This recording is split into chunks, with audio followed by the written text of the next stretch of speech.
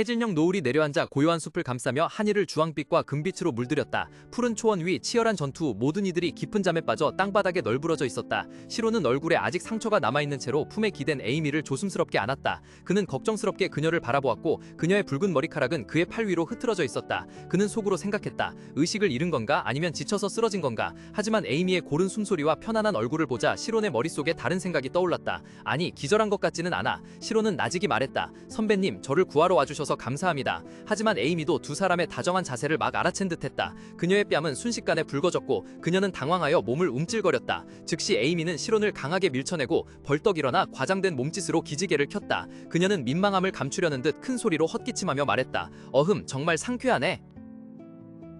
숲을 황금빛으로 물들인 노을 아래 에이미는 양손을 허리에 얹고 서 있었고 그녀의 붉은 머리카락은 바람에 흩날렸다. 의기양양한 표정으로 그녀는 앞에 고개 숙인 시론을 바라보았다. 어머, 그래, 너처럼 약한 애가 감히 여기 와서 결투할 배짱도 있었어? 시론은 이마에 송골송골 맺힌 땀방울을 보며 속으로 한숨만 쉬었다. 역시 내 생각대로 저 여자는 좋은 구석이 하나도 없어. 갑자기 에이미가 헛기침을 하자 장난기 넘치던 표정은 사라지고 그 자리에 걱정이 떠올랐다. 그녀는 시론에게 손을 내밀며 재촉했다. 됐어, 빨리 도망가자. 선생님한테 들키면 골치 아파. 시론은 그녀의 손을 잡았지만 일어서는 대신 에이미의 눈을 똑바로 올려다보았다. 아마 세리엘 선배가 이미 선생님께 보고했을 겁니다. 제가 그렇게 하라고 했어요. 에이미의 얼굴은 충격과 분노로 붉게 달아올랐다. 뭐라고? 세리엘에게 그러지 말라고 했는데 왜? 우리가 달리 뭘 할 수 있겠어. 이건 긴급 상황이야. 넌 여기서 무슨 일이 일어나는지 전혀 모른다고. 그녀는 머리를 쥐어뜯으며 목소리는 점점 더 공포에 질렸다. 학교가 개입하면 모든 게 복잡해질 거야. 마법사들은 논리적으로 이해할 때만 일을 넘어가 줄 수 있어. 그들은 결코 아무것도 무시하지 않는다고. 우리 비밀도 다 탄로나기를 바라는 거야? 시로는 그녀의 공황 상태에도 불구하고 침착함을 유지했다. 그게 지금 여기서 문제인가요? 우린 거의 죽을 뻔했고 방금 막 탈출했어요. 땅 위에서 제이크 아르디오스는 그 정보를 문득 듣게 되었다. 비밀이라고? 에이미는 젠장, 그냥 먼저 뛰어. 결과는 나중에 생각하자 라고 단호하게 말했다. 시로네는 여전히 어리둥절해서 무슨 일이 일어나는지 채 파악하기도 전에 더듬거리며 되물었다. 우리 도망쳐요? 말이 끝나기도 전에 거대하고 눈부신 분홍빛 보라색 마법 빗줄기가 두 사람 사이에서 갑자기 폭발하여 숲이 한쪽을 환하게 비쳤다. 폭발의 엄청난 힘은 공간까지 흔드는 듯했다. 빛이 사라지자 에이미는 그 자리에 서 있었다. 이마에는 식은땀이 솟아났고 얼굴은 걱정으로 창백했다. 그녀는 눈을 질끈 감고 절망적으로 속으로 기도했다. 오, 제발 모든 것을 너그럽게 넣어가줄 나이 많고 온화한 선생님이기를. 하지만 냉혹한 현실은 그녀의 희미한 희망을 꺾어버렸다. 두 명의 엄숙한 인형이 눈앞에 나타났다. 회색빛 금발에 칼날처럼 날카로운 눈을 가진 남사와 보랏빛 머리에 안경을 쓰고 얼음처럼 차가운 얼굴을 한 여자였다. 그들은 불꽃의 테드와 얼음의 시에나, 둘 다 6단계 마법사였다. 에이미의 심장은 벼랑 끝으로 떨어지는 것 같았다. 그녀는 절망적으로 마음속으로 외쳤다. 망했어. 또 학교에서 가장 성미 고약한 두 분이잖아. 바로 그때 세리엘이 멀리서 달려왔고 예쁜 얼굴에는 걱정이 역력했다. 에이미가 비틀거리는 것을 보고 그녀는 급히 달려가 친구를 부축하며 떨리는 목소리로 불렀다. 에이미, 괜찮아? 세리엘이 황급히 달려와 친구의 뺨에 두 손을 대고 걱정스러운 목소리로 물었다. 어디 다친 데는 없어? 머리는 왜 그래? 에이미는 당황해서 세리엘의 손을 뿌리치며 말했다. 괜찮아. 그런데 너 왜 이렇게 빨리 왔어? 갑자기 근처에서 강력한 마력이 폭발했다. 세드 교수는 차가운 눈빛으로 한 손을 앞으로 내민 채 굳건히 서 있었다. 그의 손바닥 안에서 거대한 불덩이가 활활 타오르며 형태를 갖추었고 그 열기가 공간 전체로 퍼져나갔다. 그가 손을 휘두르자 불덩이는 밤하늘로 솟구쳐 올랐고 거대한 인공태양으로 폭발하며 광범위한 숲 전체를 비추는 눈부신 빛을 뿜어냈다. 멀리서 시로는 그 웅장한 광경을 보고 놀라움을 금치 못했다. 그는 속으로 생각했다. 저건 태양불꽃 마법이야. 듣기로는 사용하기가 극히 어려운 마법이라고 했는데 위에서 쏟아지는 찬란한 빛은 아래의 끔찍한 광경을 모두 드러냈다. 세드는 얼어붙은 채 땅에 쓰러져 의식을 잃은 학생들을 멍하니 바라보았다. 이게 대체 뭐야? 세드는 넋이 나간 얼굴로 말을 더듬었다.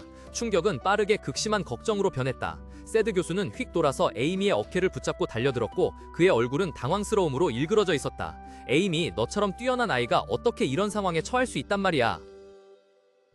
타드는 황급히 물었다. 어디 다친 데는 없어? 응? 시에나는 엄숙하게 시론을 바라보며 말했다. 시론, 너희 둘이 위험에 처했다는 소식을 듣고 왔단다. 상황을 설명해 줄 수 있겠니? 갑작스러운 질문에 시론은 당황하며 우물거렸다. 아, 그게 말이죠. 그가 말을 다 끝내기도 전에 제이크가 당당히 앞으로 나서며 또렷하게 선언했다. 제가 할 수 있습니다. 제가 두 분께 모든 것을 설명해 드릴 수 있다고 생각합니다. 놀란 시선들에도 불구하고 제이크는 얼굴에 멍이 들어 있었음에도 불구하고 비웃는 듯한 미소를 지으며 태연하게 설명했다. 솔직히 말해서 사소한 개인적인 원한 때문에 결투를 신청했습니다. 야, 이건 우리 젊은 시절의 경솔함에서 꽤 자주 일어나는 일이잖아요. 시에나의 얼굴은 어두워졌고 그녀의 안경 너머 눈은 날카로웠다. 결투라고? 시에나는 말을 이었다. 나는 그들이 협박 편지를 받았다도 들었다. 게다가 시에나 교수가 차가운 목소리로 입을 열었다. 안경 너머 날카로운 눈빛이 제이크를 똑바로 응시했다. 반마법을 사용하는 것을 봤다. 시에나는 경고조로 말을 이었다. 학교 규정을 모르는 척하지는 않겠지? 제이크는 가슴에 손을 얹고 서둘러 변명했다. 그건 에이미가 너무 강해서 그래요. 그게 저희의 유일한 대응책이었다고요. 하지만 보세요. 사실 저희가 가장 큰 피해를 입었다고요. 게다가 에이미가 도서관에서 저를 공격하기 전에 먼저 규칙을 어긴 사람이잖아요. 그래서 제가 결투를 신청한 거라고요. 정말 화가 났어요. 그 여자가 즉시 선생님께 보고하지 않은 게 이상하다고 생각하지 않으세요?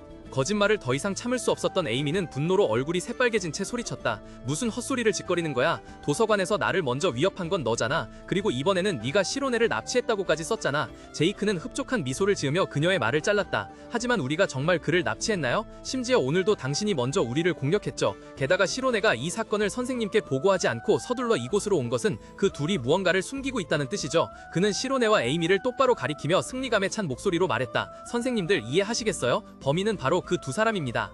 에이미는 분노로 온몸을 떨며 이를 악물었다. 이 빌어먹을 자식. 제이크가 비웃듯이 말했다. 자, 진실을 밝히는 게 어떠냐? 그는 잔인하게 웃으며 자만에 가득 찬 어조로 말했다. 이데야 흑마법사의 무서움을 알겠느냐? 나는 이 일을 확대할 작정이다. 아무리 많은 돈이 들어도 상관없다. 너희의 그 귀중한 비밀을 캐낸 후에는 지역신문, 국가기관, 심지어 교회까지도 그것에 대해 알게 될 것이다. 나는 소문을 사방팔방으로 퍼뜨릴 것이다. 바로 그때 얼음장 같은 목소리가 들려와 제이크의 위협을 잘랐다. 이 말도 안 되는 짓은 그만둬 제이크. 강력하고 차가운 기운이 공간을 갑자기 감쌌다. 시에나 올리퍼가 천천히 걸어왔고 그녀의 보라색 머리카락이 흩날렸으며 안경은 위협적인 푸른빛을 번쩍였다. 그녀는 차갑게 선언했다. 당신들은 반마법을 사용했어. 심지어 그 기본적인 용도를 넘어 공격 수단으로 변형시켰지. 당신들은 에임이나 시로네의 정신이 산산조각 났을 수도 있고 그들이 미쳐버렸을 수도 있다는 걸 알고 있어. 시에나는 반항을 허락하지 않는 어조로 말했다. 나는 이것만으로도 퇴학시킬 충분한 이유라고 생각해. 잠시 얼어붙었던 제이크는 미친 듯이 웃음을 터뜨리며 가슴을 부여잡고 분노에 찬 목소리로 소리쳤다. 하찮은 강사 따위가 날 퇴학시킬 권한이 있다고? 테드는 시에나에게 바싹 다가가 걱정스러운 목소리로 속삭였다. 교수님, 아르디우스 가문은 기본적으로 이 학원 전체의 혈맥입니다. 그들의 후원이 없다면 저희는 저희의 월급도. 시에나는 흔들림 없었고 안경 뒤의 눈빛은 차가운 빛을 발했다. 그녀는 단호하게 말을 끊었고 바람소리 사이로 단호한 목소리가 울려 퍼졌다. 우리가 지도자로서 학생들을 올바른 길로 이끄는 것이 우리의 역할이 아닙니까? 만약 그것조차 할 수 없다면 이 학원은 당신들이 없는 것이 훨씬 나을 것입니다. 반대편에서 제이크 아르디우스의 오만한 웃음소리가 긴장된 분위기를 깨뜨렸다. 그는 과장되게 양팔을 벌렸고 얼굴에는 광기 어린 기쁨이 가득했다. 좋아! 제이크는 도전적인 어조로 소리쳤다. 내가 떠나야 할지 당신이 떠나야 할지 보자고. 이 세상은 돈으로 돌아가. 돈 앞에서는 모든 자들이 고개를 숙여야 해. 당신도 이번 기회에 세상에 대해 더 배워보는 게 좋을 거야, 선생님. 푸른색 마력이 시에나 주위로 모이기 시작했고 그녀의 보라색 머리카락이 격렬하게 흩날렸다. 그녀는 침착하게 그 오만한 학생을 똑바로 바라보며 말했다. 그 전에 말이야. 아무래도 넌 배워야 할 게 더 있는 것 같구나. 즉시 그노의 위치에서 거대한 푸른 마력이 폭발하며 격렬하게 휘몰아치는 에너지 쓰나미처럼 솟구쳤다. 에너지는 포효하며 공기를 찢고 제이크에게 곧장 돌진했다. 끔찍한 압력에 짓눌린 그의 몸은 뒤로 밀려났고 고통과 공포에 질린 비명이 목구멍에서 터져나왔다. 혼란 속에서 테드는 얼굴이 새하얗게 질린 채 앞으로 돌진했다. 그는 절망적으로 소리쳤다. 시에나, 그렇게 학생을 죽일 수는 없어. 하지만 그의 만류는 너무 늦었다. 푸른 에너지 소용돌이가 제이크를 집어삼키며 그를 마법 폭풍 속으로 가라앉혔다. 폭발의 진원지에서 제이크는 겨우 당황한 듯한 한마디를 내뱉었다. 땅에서부터 무수히 많은 날카로운 얼음 수정들이 산상적인 푸른 빛을 발하며 갑자기 솟아올라 제이크 아르디우스를 감싸는 얼음 회오리를 형성했다. 얼음 감옥이 주위에 형성되자 그의 얼굴은 공포로 일그러졌고 차가운 얼음 송곳들이 피부에 닿을 듯 말 듯 가까이 다가섰다. 멀리서 그 광경을 목격한 시로 나리아는 경악했고 그의 마음속에는 지극한 놀라움과 감탄이 솟아올랐다. 그는 놀라움에 속으로 생각했다. 정말 대단해. 그녀는 그의 옷 한 조각조차 건드리지 않았어. 그건 그녀가 마법의 아주 미세한 부분까지 제어할 수 있다는 뜻이야. 그래서 그녀가 얼음 마법의 천재라고 불리는 거였고 시에나 올리퍼는 그곳에 서 있었고 그녀의 뒷모습에서는 절대적인 권위가 풍겼다. 그녀의 목소리는 자신의 마법처럼 차가웠고 정적 속에서 또렷하게 울려 퍼졌다. 제이크, 정말 돈으로 모든 것을 얻을 수 있다고 생각했니? 갇혀서 완전히 무력해진 제이크는 두려움과 분노 속에서 포효했다. 헛소리 그만하고 당장 이거 풀어. 그의 도발에 대한 응답으로 시에나는 손가락을 살짝 움직였다. 즉시 얼음 감옥은 수축했고 날카로운 얼음 송곳들이 더 조여왔다. 제이크의 날카롭고 극심한 고통의 비명이 다시 울려 퍼졌고 이는 처벌이 이제 막 시작되었음을 알렸다. 시에나가 입을 열자 고요한 공간에 목소리가 울려 퍼졌다. 우리는 네가 다른 많은 학우들을 해쳤다는 것을 알고 있다. 하지만 아카데미는 네 잘못된 행동을 처벌하지 않고 너그럽게 봐주었다. 제이크가 소리쳤다. 그건 우리 가문의 돈 때문이야. 착각하지 마. 시에나가 날카롭게 받아쳤다. 안경 너머 호박색 눈동자가 예리해졌다. 아카데미는 돈을 받고 가르치는 곳이 아니다. 대신 우리는 네게 돈으로 살 수 없는 것들을 가르쳐준다. 제이크는 어안이 벙벙한 표정으로 당황스러움을 감추지 못했다. 그게 뭔데요? 시에나의 눈빛이 깊어지며 제이크를 똑바로 바라보았다. 그것은 네가 항상 되고 싶어 했던 것이다. 네가 마법사가 되고 싶었던 것 아니었니? 마법사라는 단어는 마치 벼락처럼 제이크의 귀를 때렸고 그를 얼어붙게 했다. 그의 눈은 크게 뜨였고 충격과 놀라움이 가득한 채 눈앞의 교사 모습을 비추었다. 정적 속에서 멀리서 목소리가 울려 퍼졌다. 시에나 선생님. 제이크 아르디우스의 간절했던 약속이 그의 머릿속에 울려 퍼졌다. 선생님이 저를 5등급으로 승진시켜주시면 저는 훌륭한 마법사가 되어 선생님께 보답하겠습니다. 하지만 차가운 밤의 장막 속 빽빽하게 내리는 눈송이 아래 시에나 올리퍼의 엄숙한 목소리가 그를 잔혹한 현실로 끌어내렸다. 네가 친구들과 함께 나누었던 꿈, 너희는 마법사가 되기 위해 함께 공부했잖아. 그것이 네가 여기까지 온 이유가 아니었니? 제이크의 마음속에 기억들이 갑자기 밀려왔다. 희망과 포부로 가득했던 초기의 친구들 모습, 그리고 그들이 더 성장하여 함께 학원 교복을 입었던 모습까지. 선생님의 목소리가 다시 울려 퍼졌다. 마치 그의 심장에 강타하는 망치질처럼. 너는 정말로 그렇게 소중한 곳을 네 손으로 차버리고 싶니? 제이크는 고통과 후회로 이그러진 얼굴로 금방이라도 눈물이 터져 나올 듯 그녀를 올려다보았다. 그는 눈이 내리는 장막 속에서 시에나의 위험 있는 모습을 떨며 바라보았다. 선생님, 그는 속삭인 뒤 몸을 숙였다. 검은 머리카락이 수치심 가득한 얼굴을 가렸다. 죄송합니다. 별과 눈으로 가득한 밤하늘 아래 고요한 숲속 땅 위에 미동도 없이 누워있는 사람들의 그림자 사이에서 제이크는 자신의 교수님 앞에서 참여의 고개를 숙인 자세를 그대로 유지했다. 시로는 무한한 허공을 올려다보았고 고요한 푸른 눈은 머남은 우주를 비추며 자신에게 가장 중요한 것이 무엇인지에 대한 끝없는 생각에 잠겼다. 다음 날 학원 징계실에서는 간간히 비명소리가 밖으로 울려 퍼졌다. 그것은 흑마법사 그룹 멤버들과 제이크가 자신들의 죄에 대해 치러야 할 대가였다. 비록 후회하고 다시 마법사가 되기를 갈망했지만 그들은 여전히 마땅한 처벌에 직면해야 했다. 그리고 피할 수 없는 일이 벌어졌다. 상담실 안에는 무거운 공기가 감돌았다. 시론과 에이미는 사드 교수 맞은편에 앉아 있었고 둘의 얼굴에는 약간의 긴장감이 스쳐 지나갔다. 사드 교수는 엄숙한 표정으로 펜을 가볍게 탁자에 두드리며 날카로운 호박색 눈으로 시론을 똑바로 바라보았다. 그는 권위적인 어조로 질문했다. 시론, 왜 즉시 저희에게 보고하지 않았나? 이런 일이 생기면 당연히 먼저 교사에게 보고해야 했네.